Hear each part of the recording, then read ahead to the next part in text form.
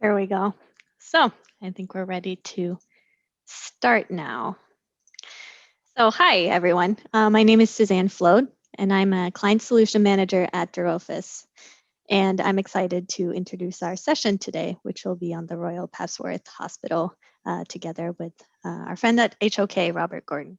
So I'm a Norwegian architect, and I've been a BIM advocate myself since 2013. So just a little bit about Robert. He has such an interesting history. So he works at the HOK London studio, and he has over 25 years of experience, technical experience in commercial, higher education, and healthcare sectors. He's also an expert in Revit, AutoCAD, and dRofus. And he has the role of BIM coordinator for the HOK Healthcare and Science and Technology team. And something interesting about Robert is that he's also the UK's first user of dRofus. So he's also was the technical coordinator on the Royal Papworth Hospital project, which is why we're excited to have him join us today and talk a little bit more about that project and how they used dRofus. So if you've never heard of dRofus before, it is a Norwegian planning and data management tool developed in Norway. It was developed by Norwegian hospital consultants, and it's been on the market and continually developed for close to 2 decades now. And it's not just for hospital, but for all complex projects. All right, great. So now, Robert, we're excited to hear from you. Okay, thank you very much.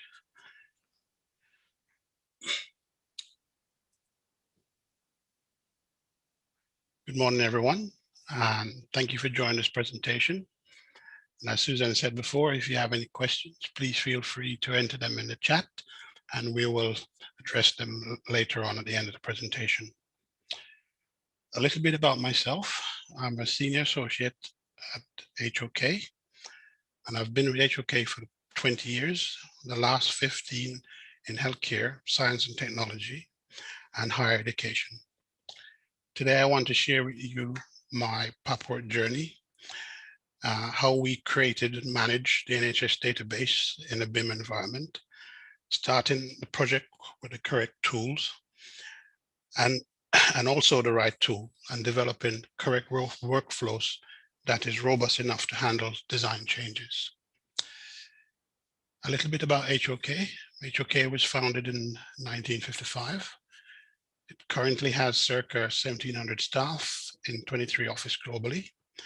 HOK is one of the largest and most diverse acclaimed architectural design firm in the world. It opened its London office in 1987, where we are now one of the largest healthcare science and technology practices in the UK, with healthcare being one of the firm's largest focus units. We have designed some of UK's most prestigious hospital outpatient care centres, research including Papworth Hospital, the Royal London Hospital, St. Bartholomew Hospital, the Royal National Orthopaedic Hospital outpatient, and the Francis Crick Institute, which is a lab project. So in developing a process for the database for Papworth, I started off by coming up with a roadmap or a tube map, similar to what you see on a London Underground, where the red line is essentially the business as usual delivery, which is your general arrangement, which goes through the normal cycles of 1 to 500, then reviews, 1 to 200, then reviews, then the final drawn information and the general arrangement at the end. When you do a hospital or higher education or lab or equipment intensive facility, you have to factor in the database, which is the blue line. And this is drawn from the schedule of accommodation that we receive from the client, which we validate, create a room list. We develop templates for the project with dialogue with advisors and clinicians, along with experienced medical planners. And alongside that, we create equipment based on what comes out of the clinical output spec. The equipment work stream, in fact, is a major project in itself, where you have to design, source, and create families code them in accordance with the NHS standard, and load them into the room. So both the database and the equipment strategy shadows the architectural layouts, and every time we issue any package of information, we have to issue rudimentary room data sheet at the initial stage. As the design develop, we issue fully loaded rooms with room data sheet and loaded and coded equipment.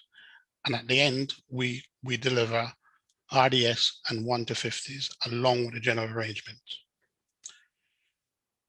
In 2010, when we won the Papworth project, HOK was coincidentally switching from AutoCAD as our preferred design tool to Revit.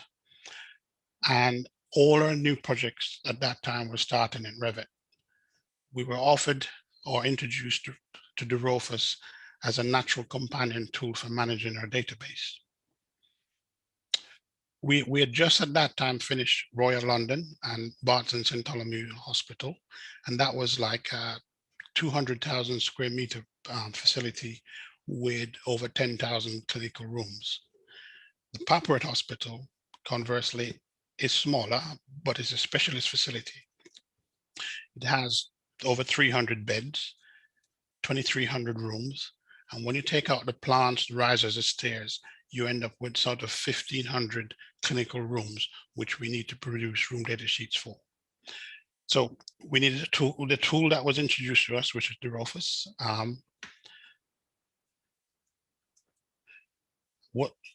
It was accessible to both clients and designers.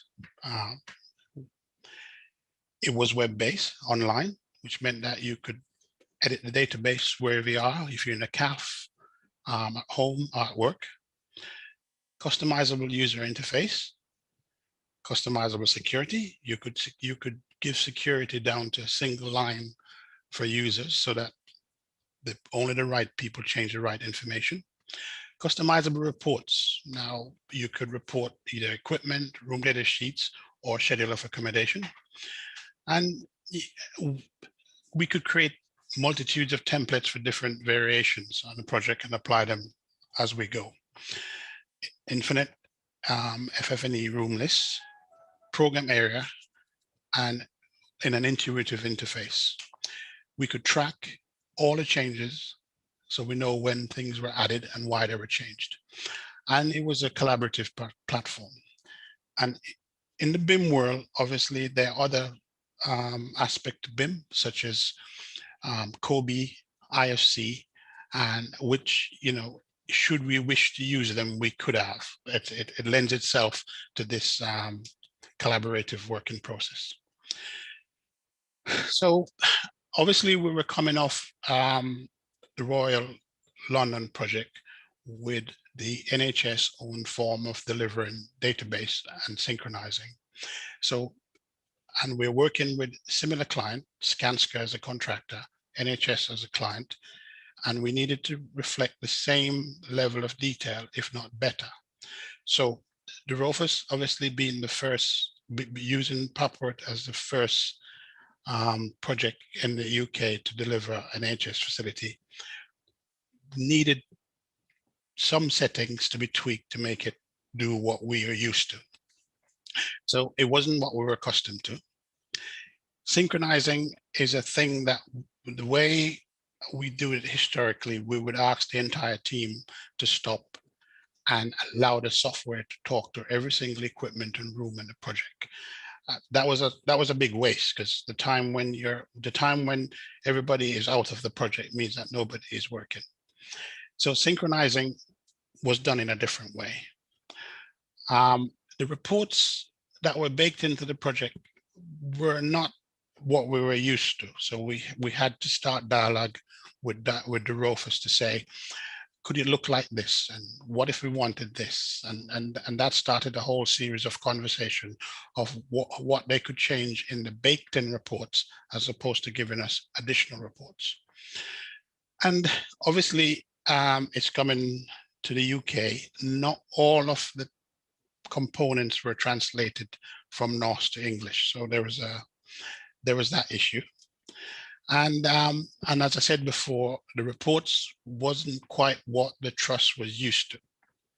Now, that wasn't because we're doing this for the first time. We're using a new platform, we're creating equipment on the fly, we're using a new database interface. We were learning how all of the components work together. So, you could argue that we didn't start with a robust brief. It is a cardiothoracic hospital. The way they work is different, and they had not done this type of hospital before. So it's obvious that maybe a robust brief did not exist at the time. We didn't have an advanced equipment list. Some of the rooms we designed on the fly. You would sit in a workshop and they says, could we have this? We would like this, and we would deliver the equipment to suit that. So advanced equipment list was not available. And then obviously led to the fact that being in the new environment, being a new hospital, being a new way of working, we did not have enough families. And even if we did, you would do a layout and you would go to a trust meeting and they would say, actually, we're not doing this in this facility. So you were loading on the fire. You were creating families that you've never heard of in an environment that you're just getting used to, with new plugins from a software that you've just acquired. And the design itself had not really settled down. So the whole building was still going through design, but we had to get sign off on individual rooms at the same time. So you were designing on a moving platform. So we reached out to the firm. We have over 20 odd offices. They have families. We outsourced. They're clinical outsourced. They're family.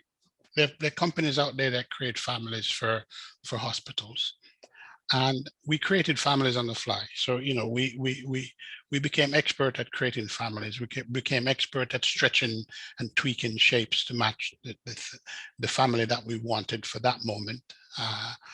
And we acquired through a collaboration. There are specialist rooms with specialist partners that were expert at loading these.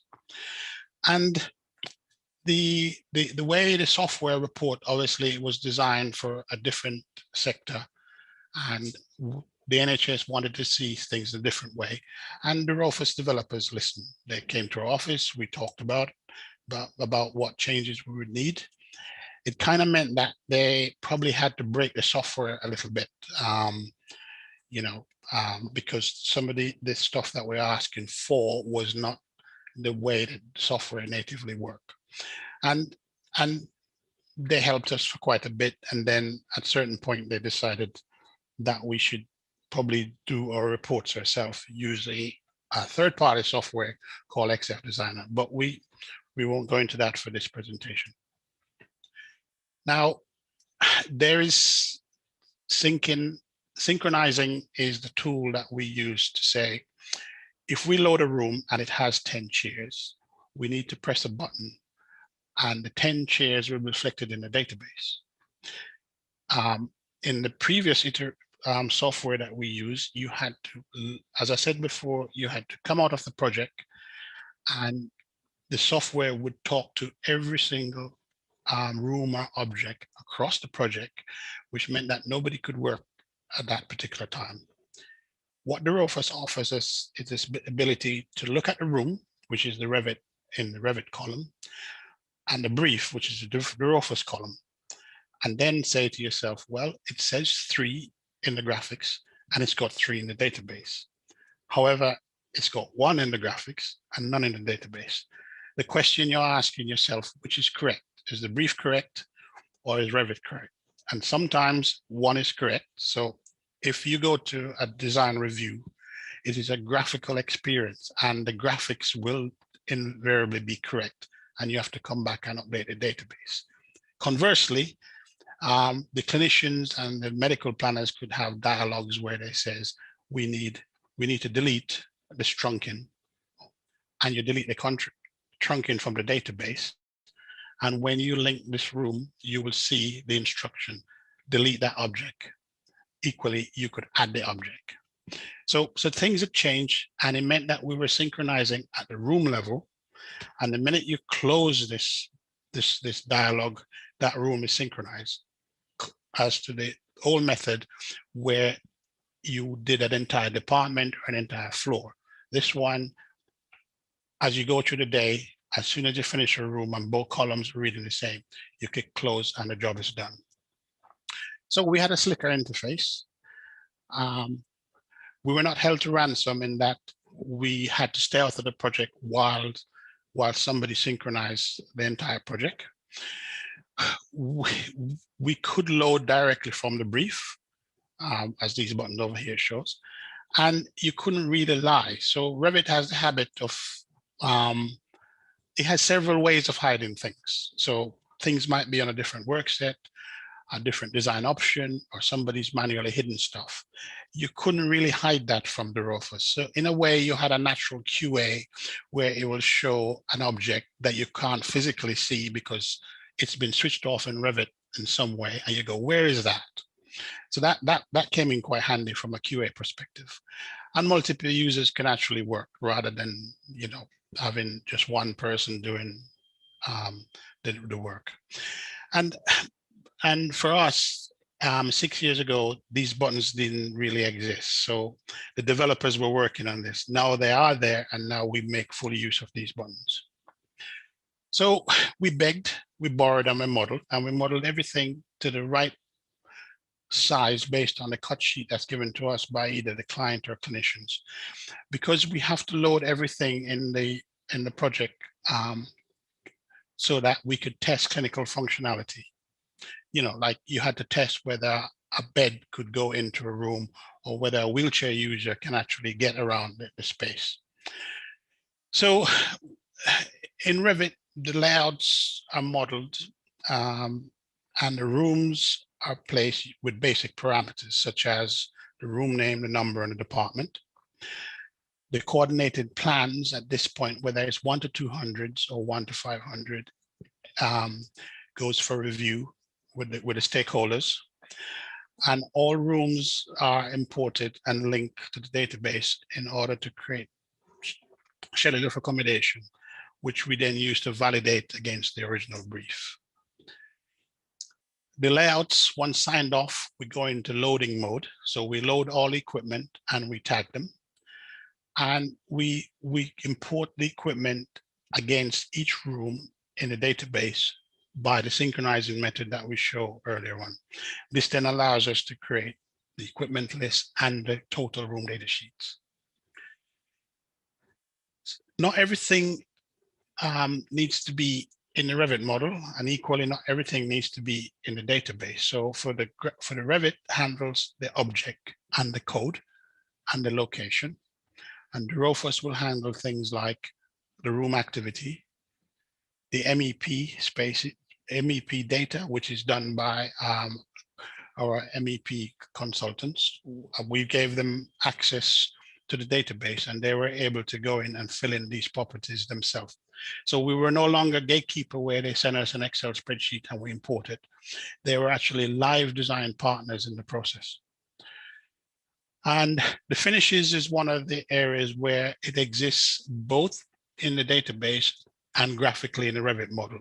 So these cells which says with the codes will match the room property in the Revit model. And we can set up the design or the workflow to either take information from a Revit model or push information from dRofus into the Revit model. It is a workflow to match what we're trying to achieve. And and then we can then create these room data sheet with an equipment list, and we can, if we want, add the 1 to 50 image to the package so that you get a complete picture from one piece of paper or 2 pieces of paper in this instance. The design developed by collaboration. We would go to Papworth and we would sit with the clinician and the contractor and the specialist and we'd talk about, and we'd show them the layouts that we've done, and we would agree, disagree, and come out with a conclusive design. So, you know, because it's different, because it's a specialist hospital, and it's new, the theaters would be different in the layout, and some equipment would not be adequate, and they would like something else different. And this forum is where this argument happened. And this is just illustrating our starting point, how we develop the brief, how we develop a room data sheet, how we go back to the meeting and discuss what we want. We change the design, and we come out at the end with an agreed room data sheet and graphics to match. Engagement. Now, the shape of the building, if you see in the video, it's an elliptical building. So you had to kind of prove the layouts that we're doing were actually proving that the equipment can fit in the space, and that's why it's important that everything is modeled exactly as per the manufacturer. So this scenario here is where we've offered them interactive tablets where they can use different finger gestures to pick up things and move them around the room and see that whether a particular workflow works or not, or a particular configuration works. So this was something that we offered in the early stages. And here is how complicated some of the room spaces are. And we actually replace complicated equipment to test that whether the room would work with or without, or what adjustments we would need to make. And this is a RT Zigo unit that we were asked to investigate if it would work. And the test here is to work out whether the equipment could be hung from the ceiling or sat on the floor. I believe in the end, they strengthened both just in case they went for one or the other. So transparency. We gave access to the client and the contractor, read-only access, and we agreed a workflow for them getting comments back to us. And that could be in the form of emails, or because we needed one source of communication.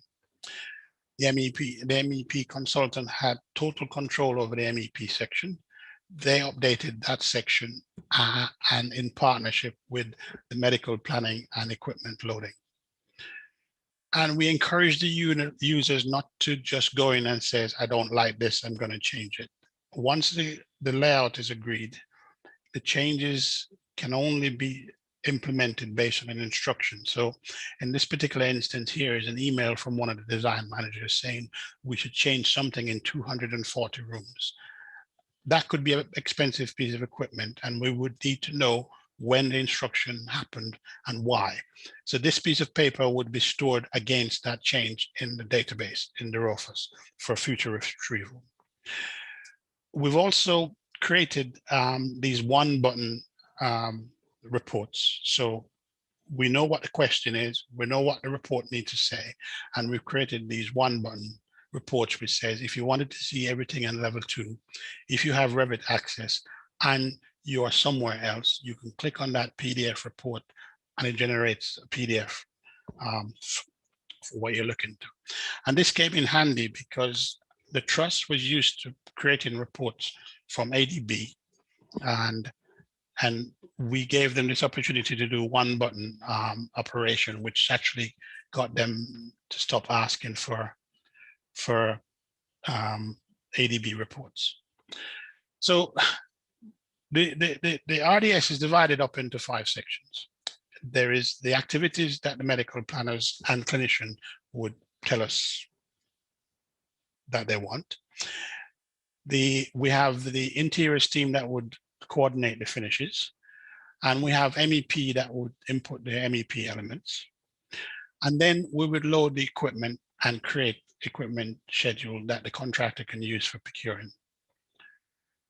Clinical functionality. So all equipment are modeled correctly. So the correct height, depth, width, and they're placed on the right height. So a socket would not be on the floor. It would be 450 mil off the floor as a starter. And we did mock-ups to prove that they work, which they were, and these were proven to be useful in the development of this room. And we developed standards based on the healthcare own health technical manual and building notes to get compliance. And this got us status A. And this is one of our celebratory drawings when we got our first status A. And we developed rules about what happens around a door, like how far it should be from a wall, where the clock sits, what happens for the light switch, and where the cleaner sockets is. The cleaner sockets, there are over 2,000 on the project.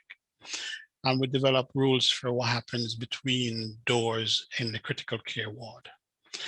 And we developed mounting heights, which shows what height the equipment need to be when it's used in a particular condition. So below a desk, above a workshop, and so forth.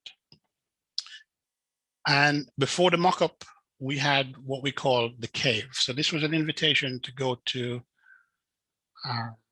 Reading University, where one of their science research section had a cave with back projection of our model, and we had to use headsets. So this is 5, 6 years ago, and this is what VR looked like back then.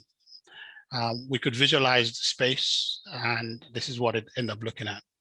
But now we've moved on, and we can use a QR code on our Android phone or iPhone and see it from our hands without having to travel all the way to Reading. We created the families and unions to include all the associated equipment, and the reason, and what we're trying to say here is that if a fridge needs a plug, we associate a plug with it. If a phone needs a data point or PowerPoint, we add it to it. The equipment is loaded as you would construct it, and in some cases it may appear that we may be over modeling, but we needed these equipment, and the reality is as you see. And I think we're 5 minutes to go. I think we're running out of time now. Okay. So basically, we created golden rules. We created templates which we apply, repeat, and we created. Let me just go through. We created lots of individual elements which are loaded onto technical equipment. We were able to create wall elevations. We were able to use the equipment in other hospitals, and we were able to load 93,000 pieces of equipment in every room in a virtual model. Thank you. How are we doing? Thank you, Robert. So unfortunately, I don't think we have any time for questions, but feel free to contact myself and you to ask questions, and we will stick around in the conference space, right? Okay. All righty. Well, that sounds good. Well, thank you everyone for joining us, and feel free to reach out and ask any questions, however we may help.